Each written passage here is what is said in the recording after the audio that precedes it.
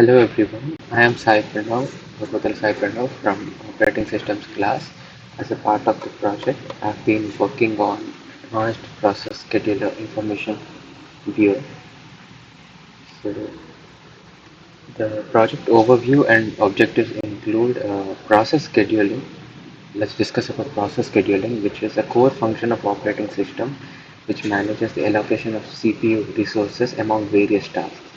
Our project revolves around the creation of an advanced process scheduling information viewer as a kernel module for Linux. So what is a kernel module? Kernel modules are software components that can be loaded into the kernel of an operating system to extend its capabilities without the need for a system robot. These modules allow for dynamic addition or removal of functionality, device drives or system features. They play a crucial role in enhancing the kernel's flexibility, modularity, and scalability. So the project has been divided into three files, which include a scheduler module, a scheduler app, and a make file. The scheduler module is a C file which consists of the kernel module codes written in C programming language. This is responsible for tasks such as creating the proc file, scheduler info to provide process scheduling information to user space. Now the make file is a build script used to compile and build the kernel module. It contains instructions for the compiler on how to build the module and link it with the kernel. Along with that, the application file, which was written in Python script, has been designed to interact with the scheduler. So let's just quickly move on with the coding part. And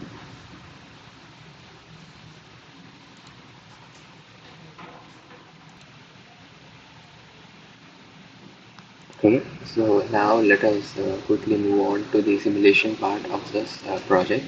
As far as the simulation is being concerned, the operating system that we have used for this project is Linux Ubuntu operating system, which we have run on a virtual machine box.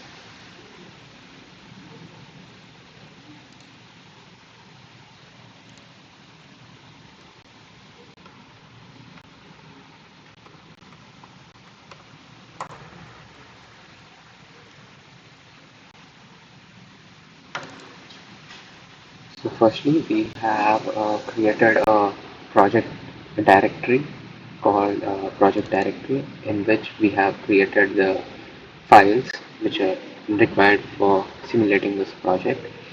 So the files which included the scheduler app.py, which consists of Python application code, and then the scheduler module, which consists of the C code that we have used to make the necessary changes in the kernel module. And we have also made the make file for running this program in the kernel module to modify the kernel module.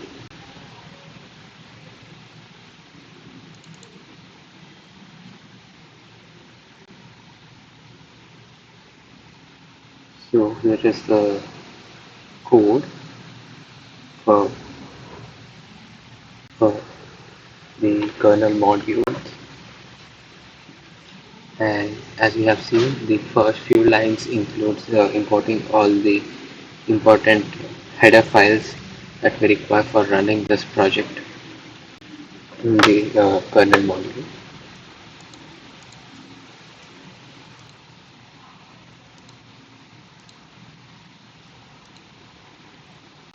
So yeah, then so let's just quickly move on with the explanation part of the code. As as we have seen, we have defined a time slice over here, and the project name being scheduler info. So the time slice is defines a constant time which represents time quantum for scheduling purposes. HZ is a macro representing the number of clock ticks per second on the system, and the proc name is a string constant representing the name of the project file that we created. Now, creating a timer list and a my timer, which will be used. This will be used for scheduling. and then the my scheduler. This will be called when the timer expires. In this function, a log message is printed indicating that the callback has been executed. Custom scheduling logic should be implemented here. After that, the timer is modified to expire again after time slice duration. Now, coming to the proc show, this is the explanation. Now, project open.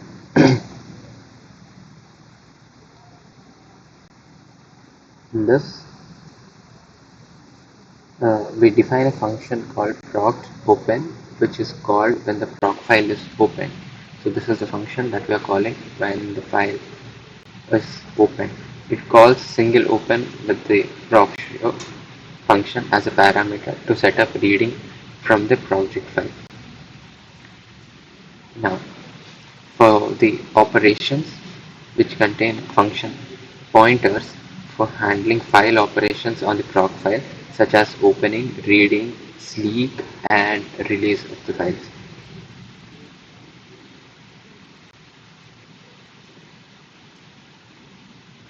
Next, we have initialize the scheduler module. So the scheduler module, this defines the module initialization function. In this function, the proc file is created using proc create, and the timer is set up using timer setup, and then it is modified to expire after time slice duration. Finally, it returns a 0 to indicate success. After this, we have also created an exit scheduler module, which in this function the timer is deleted using del timer function, and the proc file is removed using remove proc entry. It also prints a log message indicating that the module has been unloaded. So after that, we have called the module init and the module exit functions, thereby running the code. Now let's move on to the make file that we have created.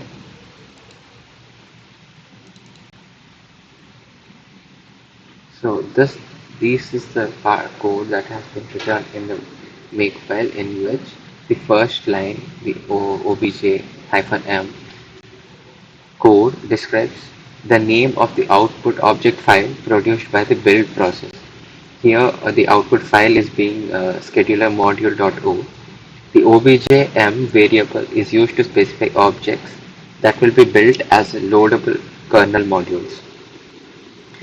Now, this is and next line all make.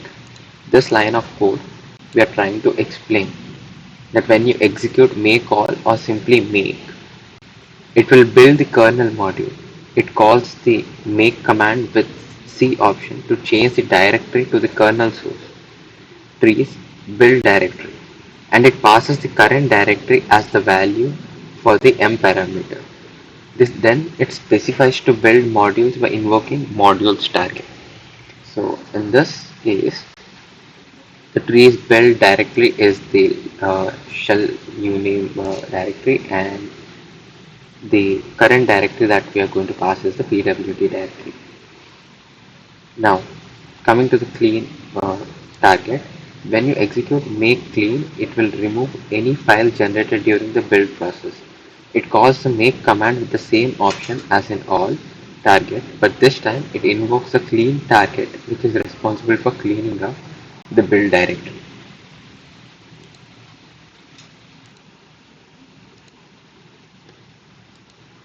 So now that we have gone through the read file and the scheduler module C files that we have generated for this project, so let's just quickly move on with the Python application code that we have created under scheduler app.py.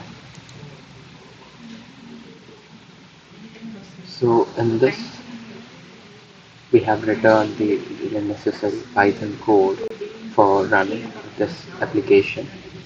the libraries that we have used. As you can see, we have imported operating system module, which provides functions for interacting with the operating system, such as running system commands, etc.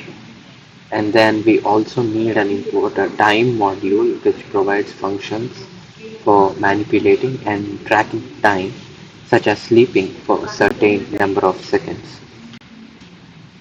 Now we have created a constant string called proc file, which stores the file path to the scheduler information file in the proc file system. This file is assumed to contain information about the scheduler that we have created. Now, now we need to define a function called read scheduler info, which will basically read the information from the scheduler. So under this, we have uh, started our try except block to handle the potential exceptions that we might occur while running the code. Now, with open proc file R as file in which we are specifying that we are trying to open this file in read mode. So the with statement ensures that the file is properly closed after its suit finishes, even if an exception is raised. And then data equal to file dot read reads the entire content of the file into the variable data. After that, we are trying to return the contents of the file by printing statement return data. Now, as an exception, we have a file not found error, in which case we try to return an error message if the file is not found. So yeah, now we have defined the main function, which is to periodical read and display the scheduler information. The whole code has been put in a while loop to run it, uh, start an infinite loop to continuously execute the block code inside it. And yeah, and now the operating system dot clears the terminal screen.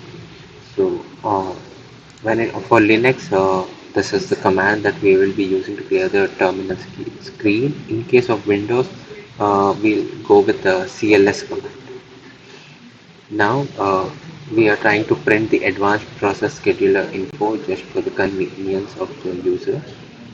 And print equal to star 30 prints a line of equal signs as a separator in this code, just for the convenience to make the output a bit more readable.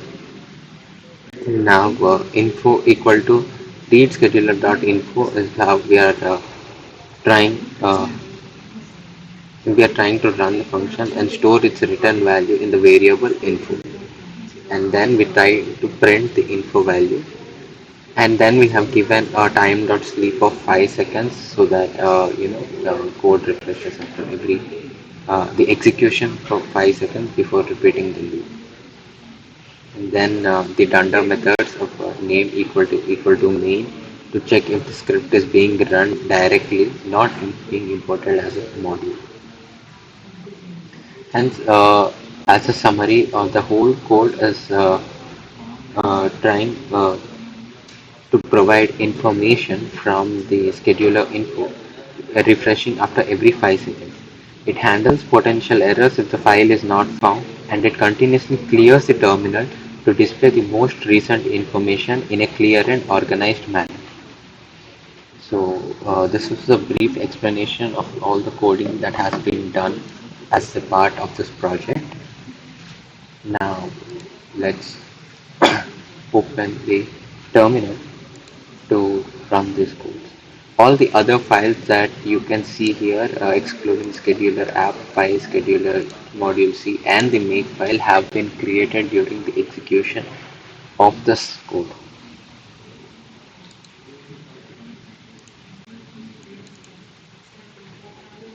So let's just first we have created our make directory in which name the project directory in which we have stored all our files. So let's just connect it to our path.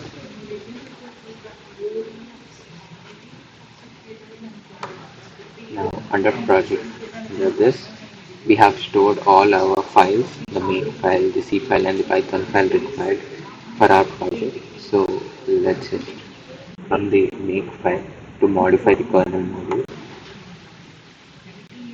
And yeah, once we have run the make file, let's run the scheduler module file as well.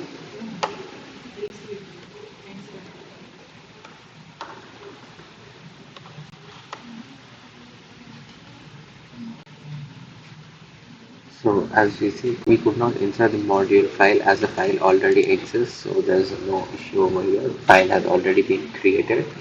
So let's just quickly go on with running the file.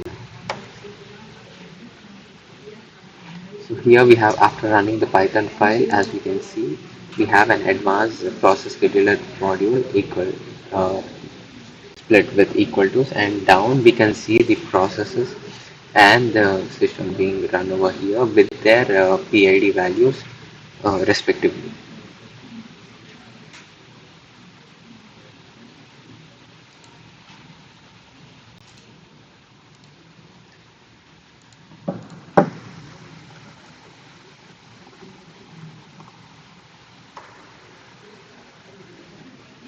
So as you can see in the output, we are able to see the different processes that have been run currently right now, and the PID numbers that have been assigned to each process over here.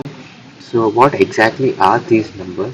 So these are unique numerical identifiers assigned by the operating system to each process running on a system. Here's a deeper look at what they can be. Firstly, each process on a system has this number, and they help the operating system keep track and manage the processes efficiently. And these numbers can be ranging from 1 to approximately 32,000, and with this is a default number. So as we can see here, each process has been assigned a number by the operating system, and based on this input, the further applications can include one can try to apply their own process scheduling systems on these processes. So, as part of this project, the main aim and focus was to monitor and display the processes that are running in the kernel module. So, thank you.